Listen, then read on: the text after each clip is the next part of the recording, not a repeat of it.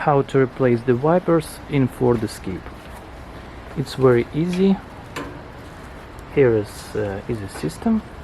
You need to press both these buttons and push, so you can change this wiper. Both wipers have the same width.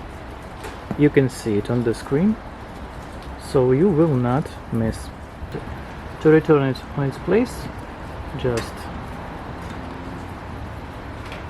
do like this,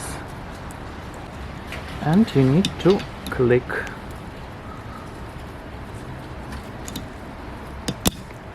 right here.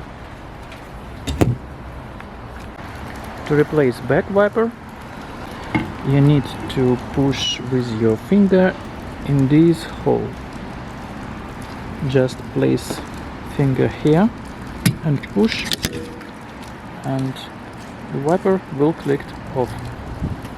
And here are the sizes of wipers. Subscribe the channel and maintain your Ford with me.